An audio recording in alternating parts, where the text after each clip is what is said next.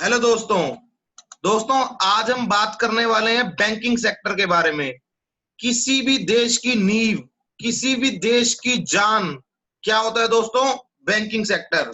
और अगर किसी भी देश का बैंकिंग सेक्टर वीक है तो वो देश की कैपिटल और देश कभी ग्रो नहीं कर सकता दोस्तों। देश की जो नींव होती है, जो रीढ़ की हड्डी होती है, वो दोस्तों बैंकिंग और फाइनेंस होता है। आज हम उसी की बात करने वाले हैं। और हमारी निफ्टी 50 की जान भी क्या है दोस्तों? बैंकिंग फाइनेंस है। दोस्तों, मैं हूं आपका सीए सचिन कुमार। और अगर अब तक आपने मेरे चैनल को सब्सक्राइब नहीं किया है तो सब्सक्राइब कर दीजिए और बेल आइकन को प्रेस कर दीजिए। आइए दोस्तों, अपनी वीडियो को स्टार्ट करते हैं। दोस्तों, हमारा जो निफ्टी 50 है, ये उसका वेट है। ये हमने एनएससी की वेबसाइट से डाउनलोड की है शीट, जिसके अंदर सेक्टर वाइज बताया गया है कि किस सेक्टर का कितना योगदान है निफ्टी 50 में। वीडियो चालू करने से पहले मैं आपको यह भी बताना चाहूंगा हम क्या क्या चीजें डिस्कस करेंगे इसमें। इसमें हम दोस्तों डिस्कस करेंगे सेक्टर वाइज जो निफ्टी का वेट है वो, जो इंडिविजुअल शेयर्स का निफ्टी 50 में वेट है वो, डीआईआई का डाटा, डीआईआई का डाटा डेली, डीआईआई का डाटा मंथ वाइज, डीआईआई का डाटा ईयरली बेसिस पे, और यस बैंक में जो कैपिटल को रेस करने का मुद्दा चल रहा है उसके बारे में। और एंड में दोस्तों मैं आपके लिए लेकर आया हूं दो बेहतरीन बैंकिंग सेक्टर के म्यूचुअल फंड, जिसमें आप 100 रुपए या 500 रुपए निवेश करके सभी बैंकों के मजे ले सकते हैं। सभी बैंकों में आपका पैसा निवेश हो जाएगा। दोस्तों स्टार्ट करते हैं। मैं आपको यह बता रहा था कि जो हमारा निफ्टी 50 है उसके सेक्टोरियल का वेट, दोस्तों देखो सबसे ज्यादा वेट निफ्टी 50 में फाइनेंशियल सर्विसेज का है। कितना है दोस्तों? 33%। मतलब मैं ये बोलूं कि निफ्टी का 1/3 पार्ट तो सिर्फ और सिर्फ फाइनेंशियल सेक्टर से ही आता है। देखिए दोस्तों, सबसे ज्यादा पार्ट।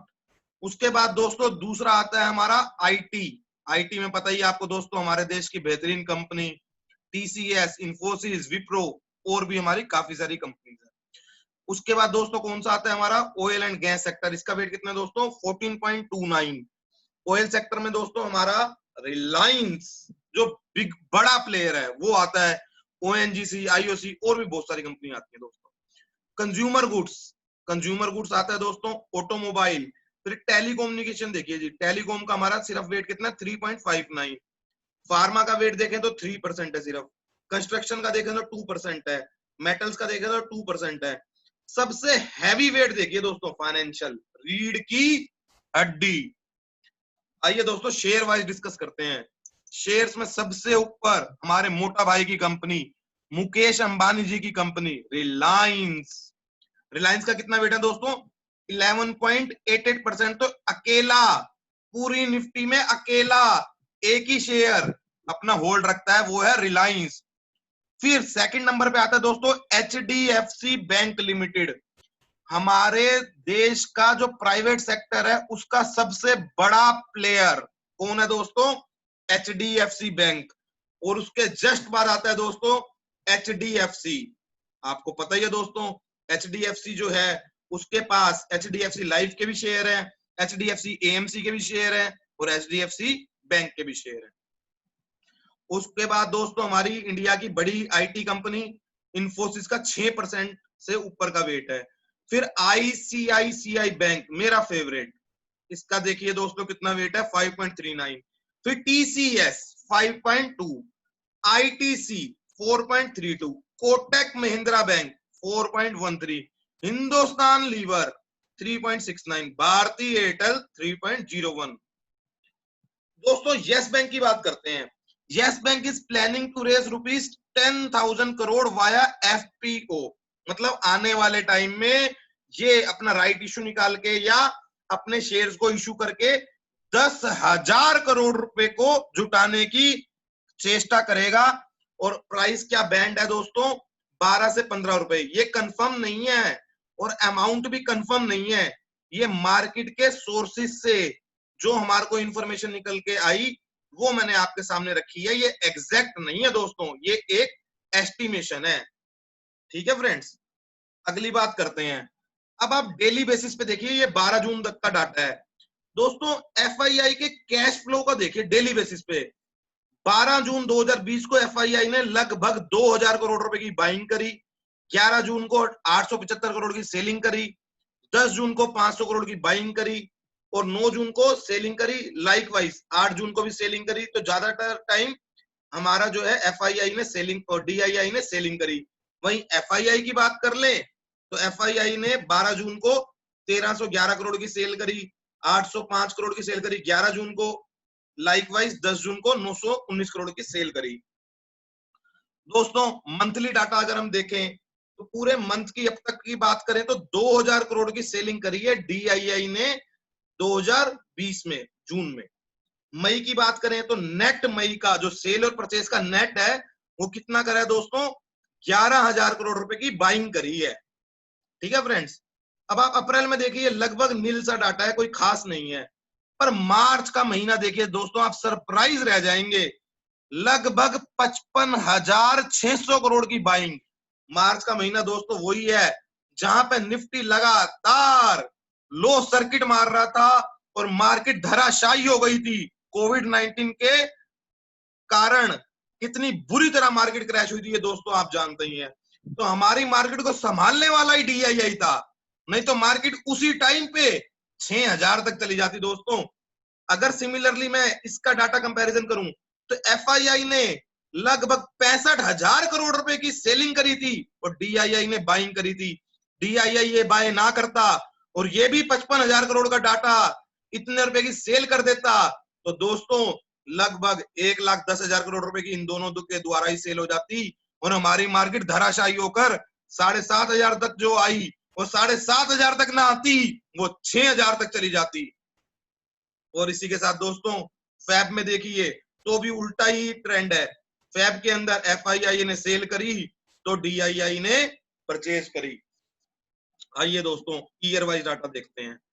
2020 में नेट अगर आप देखें तो डीआईआई 83,000 करोड़ रुपए की बाइंग कर चुका है और 2020 में एफआईआई 63,000 करोड़ रुपए की नेट सेलिंग कर चुका है। अगर 2019 की बात करें तो दोनों की ही नेट परचेज थी, लगभग 40,000 करोड़ का इन्होंने खरीदा था और 42,000 करोड़ का इन्होंने खरीदा था। 2018 में भी हमारी मार्केट लड़खड़ा गई थी और लगभग डीआईआई ने 1,09,000 करोड़ रुपए की बाइंग करी थी और एफआईआई ने 73,000 करोड़ रुपए की सेलिंग करी थी दोस्तों। ये आपके सामने डाटा ईयर वाइज है, ये आपके सामने डाटा मंथ वाइज है, ये आपके सामने डाटा डे वाइज है। और दोस्तों आज मैं लेकर आया हूं आपके लिए दो बेहतरीन म्यूचुअल फंड। अगर आप इंडिविजुअल शेयर्स में बैंकिंग के पैसा लगाने से डरते हैं तो दोस्तों ये म्यूचुअल फंड आप ही के लिए हैं। आपको इसके अंदर 500 रुपए लगाकर सभी बैंकों का मजा मिलता है। अभी हम जानेंगे कैसे मिलता है दोस्तों। सबसे पहले दोनों फंड का कंपैरिजन करते हैं। पहला फंड है दोस्तों Tata banking and financial services, दूसरा फंड है दोस्तों SBI banking and financial services fund growth. दोनों का ही ग्रोथ फंड का हम डिस्कस कर रहे हैं। इसका मार्केट कैप देखें तो लगभग दोस्तों 400 करोड़ का है, रेटिंग 4 है। एक्सपेंस रेशियो देखें तो 1.08 इसका एंट्री का एक्सपेंस रेशियो है, मतलब आपको हर साल इतना जो है चार्ज होता है। एग्जिट लोड देखें तो दोस्तों ये बहुत बेहतरीन है, इसके कंपैरेटिवली ये बहुत बेहतरीन है भाई। एक्सपेंस रेशियो इसका 1.08 ईयरली है, इसका 1.14 ईयरली है। पर दोस्तों ये अगर आपको एग्जिट करना होता है क्योंकि मार्केट बहुत ज्यादा वोलेटाइल है और आपको एग्जिट करना पड़ता है तो इसमें दोस्तों आपको 3 महीने के अंदर अगर आप एग्जिट करते हैं तो 0.25% लगेगा और 3 महीने के बाद करते हैं तो कोई एग्जिट लोड नहीं लगेगा। वहीं हम लमसम की बात करें तो दोस्तों 5,000 रुपए से आप लमसम करके स्टार्ट कर सकते हैं और सिप के द्वारा निवेश करना चाहते हैं तो 500 रुपए से निवेश स्टार्ट कर सकते हैं। वहीं हम 1 मंथ की रिटर्न की बात करें तो 7.8% के पॉजिटिव रिटर्न दिए हैं।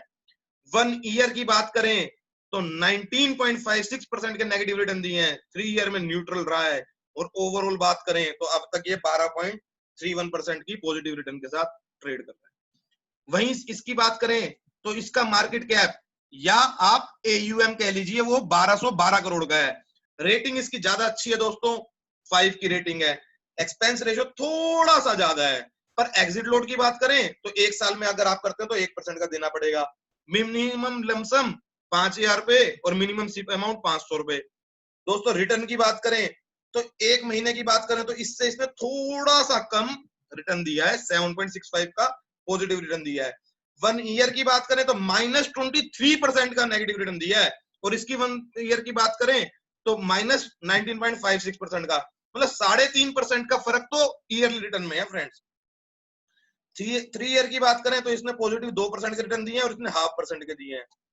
दोस्तों ये जानते हैं कि इन्होंने कहां कहां पे ये पैसा जो है वो लगाया हुआ है। तो दोस्तों ये देखते हैं हम यहां से, Tata banking and financial service ने एचडीएफसी बैंक में 23.69% का रेशो है यहाँ पे इन्वेस्टेड का, और यही बात करें तो इसने भी एचडीएफसी में करा हुआ हाईएस्ट अपना जो रेशो है 26.83%। दोस्तों जब एचडीएफसी इन म्यूचुअल फंड की नंबर 1 की पसंद हो सकती है, तो मैं ये आपसे पूछना चाहूंगा ये आपकी और मेरी क्यों नहीं। वहीं दोस्तों दूसरी बात करते हैं तो सेकंड हाईएस्ट पे देखिए आप, आईसीआईसीआई बैंक आता है, वहां पे 15.32% यहाँ पे इन्वेस्टेड है, और इनका भी लगभग 15% ही है।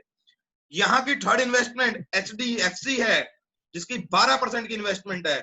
उसके बाद कोटक महिंद्रा बैंक आता है, फिर एक्सिस बैंक आता है, और HDFC life, HDFC AMC, Muthoot finance, इसमें भी सेम ही है। पर इसमें दोस्तों क्या आता है, SBI state bank of India, उसमें 7% की इन्वेस्टमेंट की हुई है, एक्सिस बैंक में 8% की है, मुथूट फाइनेंस दोस्तों दोनों में है। तो इसी प्रकार दोस्तों इन्होंने इन्वेस्टमेंट की हुई है। दोस्तों वीडियो अच्छी लगी हो तो लाइक करें, शेयर करें, और मेरे चैनल को अब तक सब्सक्राइब ना किया हो तो सब्सक्राइब करें। धन्यवाद दोस्तों।